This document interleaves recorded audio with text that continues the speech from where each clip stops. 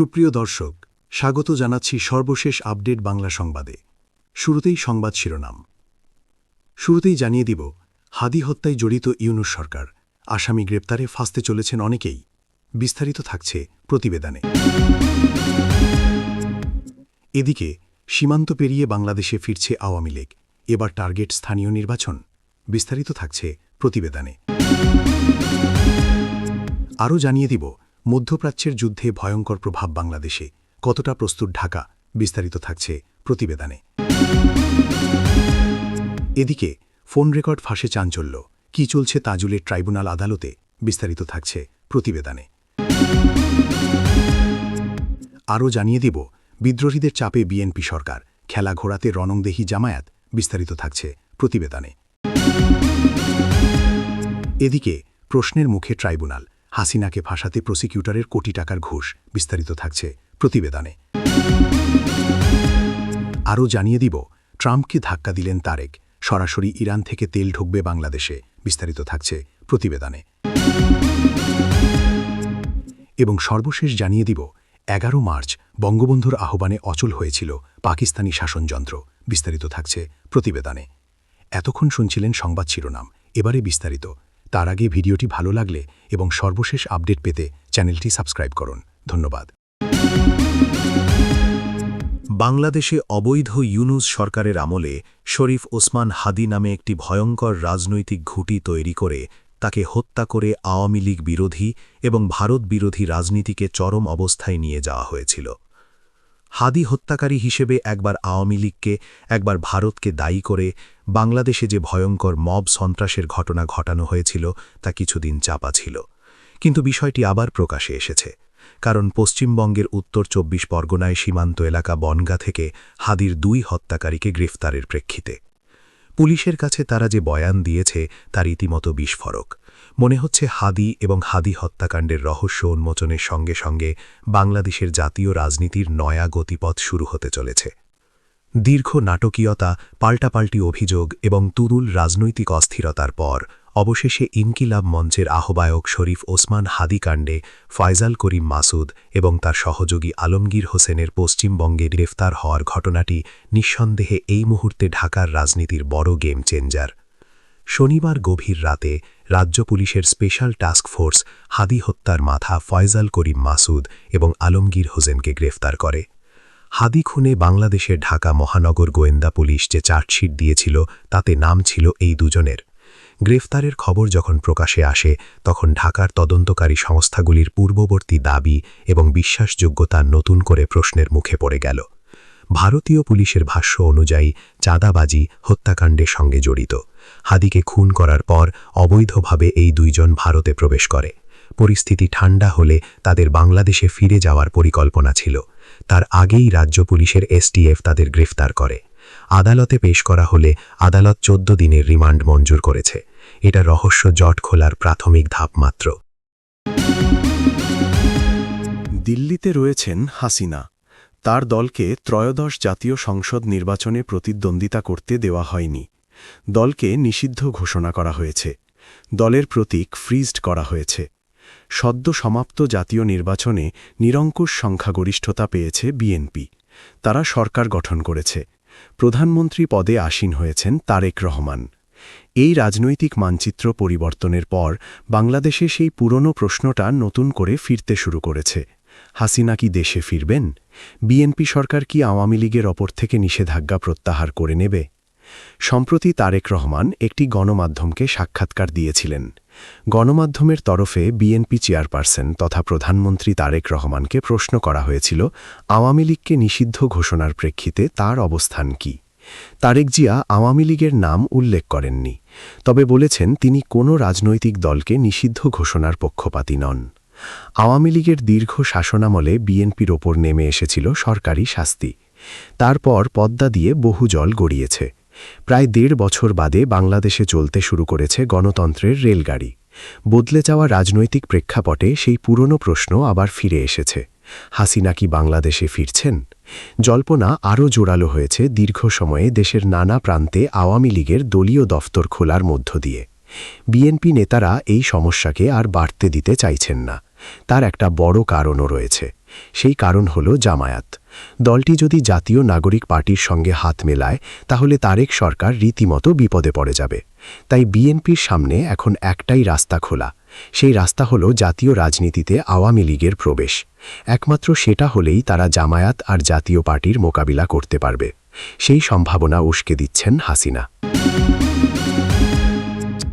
America ও ইরানের এই যুদ্ধ দীর্ঘস্থায়ী হলে তার অভিঘাত তেল আভিভ বা ওয়াশিংটনে সীমাবদ্ধ থাকবে না, বরং ধাক্কা এসে লাগতে পারে ঢাকার অর্থনীতিতেও। এই জায়গাতে বাংলাদেশের উদ্বেগ শুরু হয়। বাংলাদেশ এমন এক সময়ে দাঁড়িয়ে আছে যখন দেশটি অর্থনৈতিক চাপ, রাজনৈতিক রূপান্তর এবং বিশ্ববাজারের অনিশ্চয়তার মধ্য দিয়ে যাচ্ছে। এর মধ্যে যদি মধ্যপ্রাচ্যের যুদ্ধ আরও বড় আকার নেয়, সেক্ষেত্রে বাংলাদেশের জন্য হবে মরার উপরে খাড়ার ঘা। যুদ্ধের প্রথম প্রভাব সাধারণত দেখা যায় জ্বালানি বাজারে। ১৯৭০ সালে তেলকে অস্ত্র হিসেবে ব্যবহারের কারণে দাম বেড়েছিল ৩০০%। কারণ বিশ্ব অর্থনীতির একটি গুরুত্বপূর্ণ ধমনী হল পারস্য উপসাগরের সরু কিন্তু অত্যন্ত কৌশলগত জলপথ হরমুজ প্রণালী। বিশ্বে যত তেল সরবরাহ হয় তার ১/৫ এই প্রণালী দিয়ে প্রবাহিত হয়। এই প্রণালীর কাছেই ইরান। ফলে সামরিক উত্তেজনা বাড়লে বা নৌ চলাচলে ঝুঁকি তৈরি হলে বিশ্বে তেল সরবরাহ প্রবলভাবে ব্যাহত হওয়ার আশঙ্কা রয়েছে। যুদ্ধ শুরু হবার পর থেকে তেলবাহী জাহাজ চলাচলে সতর্কতা বেড়েছে। বহু তেল সংস্থা বিকল্প পথ ব্যবহার করছে, ফলে তেলের দাম পাল্লা দিয়ে বাড়ছে। এই প্রেক্ষাপটে বিশ্ববাজারে তেলের দাম অস্বাভাবিক হারে বৃদ্ধি পেয়েছে। আন্তর্জাতিক মানদণ্ড হিসাবে বিবেচিত ব্রেন্ট ক্রুডের দাম মঙ্গলবার ১০ মার্চ একসময় ১৭% কমে ব্যারেল প্রতি $৮০ নিচে নেমে যায়। পরে তা আবার বেড়ে প্রায় $৯০ কাছে পৌঁছে যায়। এই নামা ওঠার কারণ মার্কি জ্বালানি সচিব ক্রিস রাইটের একটি পোস্ট। সামাজিক যোগাযোগ মাধ্যম এক্সে দাবি করেন যে মার্কিন নৌবাহিনী হরমুজ প্রণালী দিয়ে একটি তেলবাহী জাহাজকে নিরাপত্তা দিয়ে পার করিয়ে দিয়েছে। এই ঘোষণার পরেই অশোধিত তেলের দামে বিরাট পতন ঘটে। ক্রিস পরে সেই পোস্ট মুছে ফেললে রকেট গতিতে তেলের দাম বৃদ্ধি পায়। ২৮ ফেব্রুয়ারি যুক্তরাষ্ট্র ও ইসরায়েল যৌথভাবে ইরানের ওপর হামলা শুরুর আগের সময়ের তুলনায় তেলের দাম এখনও প্রায় ১৭% বেশি রয়েছে। হামলার আগে এক পর্যায়ে তেলের দাম ব্যারেল প্রতি $১২০ পৌঁছে গিয়েছিল। তেলের দাম বেড়ে যাওয়ায় বাংলাদেশ রীতিমতো অর্থনৈতিক চাপে পড়ে গিয়েছে। শেখ হাসিনার বিচার করতে অন্তর্বর্তী সরকার অধ্যাদেশ জারি করে আইন পরিবর্তন করেছিল। আন্তর্জাতিক অপরাধ ট্রাইব্যুনালের আইসিটি চিফ প্রসিকিউটর হিসেবে নিয়োগ করে তাজুল ইসলামকে। তিনি জামায়াতপন্থী আইনজীবী বলেই সুবিদিত। সেই ট্রাইব্যুনালে যে কী পরিমাণ দুর্নীতি হয়েছিল, সরকার বদল হতেই সেই সব দুর্নীতির বেড়াল ঝুলি থেকে বেরিয়ে আসতে শুরু করেছে। বিএনপি সরকার গঠনের পর প্রধানমন্ত্রী তারেক রহমান এই জামায়াতপন্থী আইনজীবীকে তার পদ থেকে সরিয়ে দেন।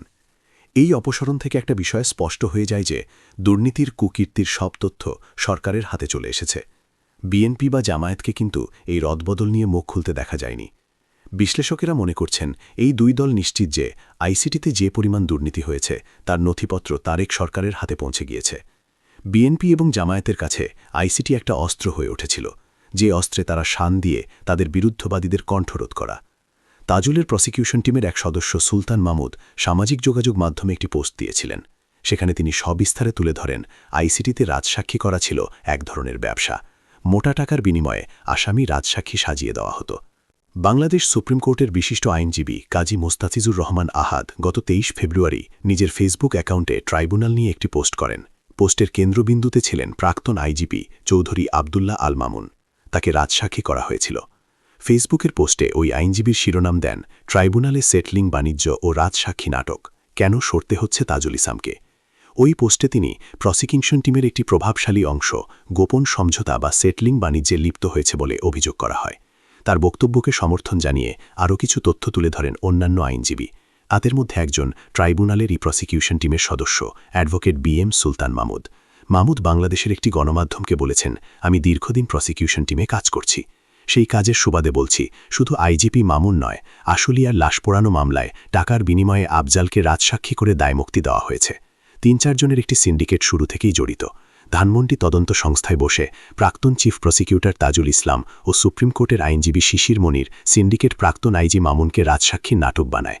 প্রাক্তন আইজিপি মামুনকে জিজ্ঞাসাবাদ করার জন্য ধানমন্ডি সংস্থায় আনলে সেখানে শিশির মনির হাজির থাকতেন।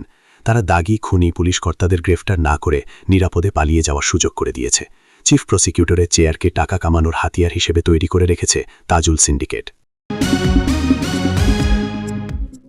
নির্বাচনে তার দল নিরঙ্কুশ সংখ্যাগরিষ্ঠতা অর্জন করেছে। বিএনপি সরকার গঠন করেছে। প্রধানমন্ত্রী পদে আসীন হয়েছেন তারেক রহমান। রাজনৈতিক বিশ্লেষকদের ভবিষ্যৎবাণী ছিল, দেশ শাসন করতে গিয়ে তারেক রহমানকে বেশ চ্যালেঞ্জের মুখে পড়তে হবে। তারা বেশ কয়েকটি যুক্তি তুলে ধরেছিলেন। সেই সব যুক্তির মধ্যে একটি, বিরোধী আসনে থাকা জামাত সরকারকে খুব একটা স্বস্তিতে থাকতে দেবে না। শুধু জামাত নয়, বিএনপির যে 7 বিদ্রোহী প্রার্থী ভোটে জয়ী হয়েছেন, তারাও সরকারকে চাপে ফেলার জন্য এখন থেকে প্রস্তুতি নিতে শুরু করেছে। বিদ্রোহী 7 প্রার্থী হলেন রুমিন ফারহানা, শেখ মুজিবুর রহমান ইকবাল, লুৎফুর রহমান খান আজাদ, আব্দুল হান্নান, আতিকুল আলম শাওয়ান, সালমান ওমর রুবেল ও রেজওয়ানুল হক। কে কোথা থেকে প্রার্থী হয়েছিল একবার দেখে নেওয়া যাক। রুমিন ফারহানা, বিএনপির সহ আন্তর্জাতিক বিষয়ক সম্পাদক, ব্রাহ্মণবাড়িয়া 2, সরাইল ও আশুগঞ্জ কেন্দ্র থেকে প্রতিদ্বন্দ্বিতা করেন। প্রতীক ছিল হাঁস। নিকটতম প্রার্থী ছিলেন বিএনপি জোটের প্রার্থী জমিয়তে উলামায়ে ইসলামের মাওলানা জুনায়েদ আল হাবিব। রুমি ফারহানা ৩৭,৫৬৮ ভোট বেশি পেয়েছেন। কিশোরগঞ্জ 5, বাজিতপুর নিকলি কেন্দ্র থেকে প্রতিদ্বন্দ্বিতা করেন মুজিবুর রহমান ইকবাল। তারও প্রতীক ছিল হাঁস। বিএনপির এই বিদ্রোহী প্রার্থী ১৩,০৯২ ভোট বেশি পেয়ে জয়লাভ করেন। টাঙ্গাইল 3, ঘাটাইল এই আসনে বিএনপি প্রার্থী করে দলের কেন্দ্রীয় নির্বাহী কমিটির সদস্য ও আব্দুল হক নাসির। ধানের শীষ না পাওয়ায় মোটরসাইকেল প্রতীকে প্রতিদ্বন্দ্বিতা করেন বিএনপির সাবেক মন্ত্রী লুৎফর রহমান খান। মোটরসাইকেল প্রতীকে তিনি পেয়েছেন ১,০৬,৭৯৪ ভোট। নিকটতম বিএনপি প্রার্থী অ্যাডভোকেট ও আব্দুল হক নাসির পেয়েছেন ৮১,৭৩৪ ভোট। চাঁদপুর 4, ফরিদগঞ্জ বিএনপি এই কেন্দ্রে প্রার্থী করে দলের রাজস্ব ও ব্যাংকিং বিষয়ক সম্পাদক প্রাক্তন এমপি লায়ন হারুনুর রশিদকে। টিকিট না পাওয়ায় এই কেন্দ্রে প্রতিদ্বন্দ্বিতা করেন উপজেলা বিএনপি সভাপতি আব্দুল হান্নান। তার প্রাপ্ত ভোট ৭৩,৫৯৯, আর বিএনপি প্রার্থী হারুনুর রশিদ পেয়েছেন ৬৭,৮৩৩ ভোট। কুমিল্লা ৭, চান্দিনা কেন্দ্র থেকে বিএনপির বিদ্রোহী প্রার্থী তথা দলের উপজেলা সভাপতি আতিকুল আলম শাওয়ান। তিনি পেয়েছেন ৪২,৮৯৪ ভোট, আর বিএনপির রেদোয়ান আহমেদ পেয়েছেন ৪৭,৯২৫ ভোট। ময়মনসিংহ ১, হালুয়াঘাট ও ধোবাউড়া এই কেন্দ্রে বিএনপি প্রার্থী করে দলের যুগ্ম সচিব সৈয়দ ইমরান সালেহে প্রিন্স। কেন্দ্র থেকে স্বতন্ত্র প্রার্থী হিসেবে প্রতিদ্বন্দ্বিতা করেন বিএনপির উত্তর জেলা সদস্য সালমান ওমর রুবেল। রুবেল পেয়েছেন ১,০৭,২৪১ ভোট। নিকটতম প্রার্থী বিএনপির সৈয়দ ইমরান সালেহে পেয়েছেন ১,৭৩৬ ভোট। জীবনে প্রথম ভোটে অংশ নিয়ে সাফল্যের মুখে দেখেন রুবেল। দিনাজপুর 5, পার্বতীপুর ফুলবাড়ি আসনটিতে ব্যারিস্টার এ.কে.এম. কামারুজ্জামানকে প্রার্থী করে বিএনপি।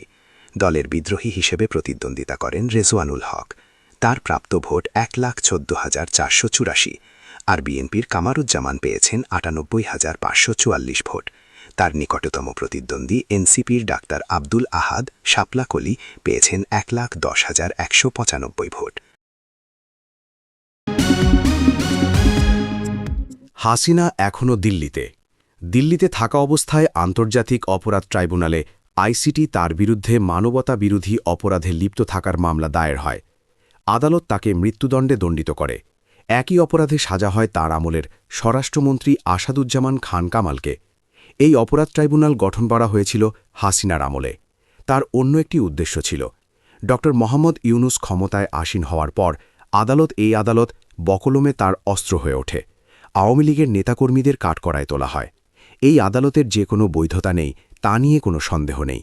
তারেক রহমান প্রধানমন্ত্রী পদে আসীন হওয়ার পর আন্তর্জাতিক অপরাধ ট্রাইব্যুনালের চিফ প্রসিকিউটর তাজুল ইসলামকে সরিয়ে দেন। বিচার প্রক্রিয়া নিয়ে নানা প্রান্ত থেকে প্রশ্ন উঠতে শুরু করে। এবার যে অভিযোগ প্রকাশ্যে এলো তা রীতিমতো ভয়ঙ্কর। আইসিটির এক আইনজীবীর বিরুদ্ধে কোটা টাকা ঘুষ চাওয়ার অভিযোগ উঠেছে। তিনি এই ঘুষ চেয়েছিলেন আওয়ামী লীগের এক সদস্যের জামিনে মুক্তির বিনিময়ে। অভিযুক্ত সরকার পক্ষের আইনজীবী। বাংলাদেশের প্রথম সারির দৈনিক প্রথম আলো পেয়েছে অভিযুক্ত আইনজীবীর সঙ্গে আওয়ামী লীগের পরিবারের এক সদস্যের ফোন কথোপকথনের অডিও। অভিযুক্ত আইনজীবীর নাম সাইমুম রেজা তালুকদার। তার বিরুদ্ধে অভিযোগ উঠেছে আওয়ামী লীগের প্রাক্তন সদস্য ফজলে করিম চৌধুরীর জামিনের ব্যবস্থা করতে তিনি তার পরিবারের কাছে ১ কোটি টাকা ঘুষ চেয়েছিলেন। আওয়ামী লীগের প্রাক্তন সদস্য তথা সাবেক এমপির বিরুদ্ধে রয়েছে জুলাই অভ্যুত্থানে চট্টগ্রামে কলেজ ছাত্র ওয়াসিম আকরামকে হত্যার অভিযোগ। সাবেক এই সদস্য ২০২৪-এর ১২ সেপ্টেম্বর ব্রাহ্মণবাড়িয়ার আখুরা সীমান্ত দিয়ে ভারতে পালিয়ে যাওয়ার চেষ্টা করেন। পুলিশ সেই সময় তাকে গ্রেফতার করে। প্রসিকিউশনের তথ্যমতে জুলাই অভ্যুত্থানের সময় চট্টগ্রামে ওয়াসিম সহ ৯ জন নিহত হন। ঘটনায় আহত হন ৫৫০র বেশি। অভিযোগ এই ঘটনায় জড়িত ছিলেন ফজলে করিম চৌধুরী। চৌধুরী বর্তমানে জেলে রয়েছেন। ঘুষ চাওয়ার অভিযোগ অস্বীকার করেছেন সাইমুম রেজা। রেকর্ড করা হোয়াটসঅ্যাপ কলগুলোর একটিতে ফজলে করিম চৌধুরীর পরিবারের এক সদস্যকে আগের একটি আলাপের কথা স্মরণ করিয়ে দিয়ে সাইমুম রেজা তালুকদারকে বলতে শোনা যায়, শেষ পর্যন্ত তিনি যদি ফজলে করিম চৌধুরীকে বের করতে পারেন তখন একটি বেশ ভালো অ্যামাউন্টের বিষয় থাকবে। তিনি বলেন, আমি 1 crore-এর ১ কোটি টাকার কথা বলেছিলাম। ১ কোটি টাকা থেকে সাইমুম রেজা তালুকদার অগ্রিম ১০ লাখ টাকা দেওয়ার জন্য বলেন। তিনি বলেন, যদি ১০ লাখের মতো অগ্রিম দেওয়া যায় তাহলে খুব ভালো হয় নগদে। ১৯৭১ সালের মার্চ মাস ছিল বাঙালি জাতির ইতিহাসে এক অগ্নিঝরা অধ্যায়। ৭ মার্চের ঐতিহাসিক ভাষণে বঙ্গবন্ধু শেখ মুজিবুর রহমান যখন ঘোষণা করেছিলেন, এবারের সংগ্রাম আমাদের মুক্তির সংগ্রাম, এবারের সংগ্রাম স্বাধীনতার সংগ্রাম, তখন থেকেই পুরো জাতি এক অদৃশ্য সুতোয় গেঁথে গিয়েছিল। আজ ১১ মার্চ ১৯৭১ সালের এই দিনে বঙ্গবন্ধুর নির্দেশে পরিচালিত অসহযোগ আন্দোলন এক চূড়ান্ত রূপ পরিগ্রহ করেছিল। ১১ মার্চ ছিল অসহযোগ আন্দোলনের ১০ম দিন। সেদিন গোটা পূর্ব পাকিস্তান, বর্তমান বাংলাদেশ চলত ধানমন্ডির ৩২ নম্বর থেকে আসা নির্দেশে। বঙ্গবন্ধু তখন কেবল একজন রাজনৈতিক নেতা নন, তিনি ছিলেন ৭ কোটি বাঙালির অবিসংবাদিত রাষ্ট্রনায়ক। সেদিন সরকারি ও আধা সরকারি দপ্তরের কর্মচারীরা বঙ্গবন্ধুর আহ্বানে সাড়া দিয়ে কাজ বর্জন করেছিলেন। তৎকালীন পাকিস্তান সরকারের প্রশাসনিক কাঠামো পুরোপুরি ভেঙে পড়েছিল। বাঙালি জাতি প্রমাণ করেছিল যে কামানের গোলা বা বুলেটের চেয়েও একটি জাতির ঐক্য অনেক বেশি শক্তিশালী। ১৯৭১ সালের ১১ মার্চ সকালে ঢাকা ছিল মিছিলের নগরী। ছাত্র, শ্রমিক, কৃষক থেকে শুরু করে বুদ্ধিজীবী সবাই রাজপথে নেমে এসেছিলেন। বঙ্গবন্ধু তখন স্পষ্ট বার্তা দিয়েছিলেন, যতক্ষণ পর্যন্ত আমাদের দাবি আদায় না হবে ততক্ষণ কর দেবেন না। এই একটি বাক্যেই পাকিস্তান সরকারের অর্থনৈতিক মেরুদণ্ড নড়ে গিয়েছিল। সেদিন পূর্ব পাকিস্তানের প্রধান বিচারপতি B.A. সিদ্দিকী নবনিযুক্ত গভর্নর জেনারেল টিক্কা খানকে শপথ করাতে অস্বীকৃতি জানিয়েছিলেন, যা ছিল বাঙালি জাতির পক্ষ থেকে সরাসরি অবাধ্যতার এক অনন্য নজির।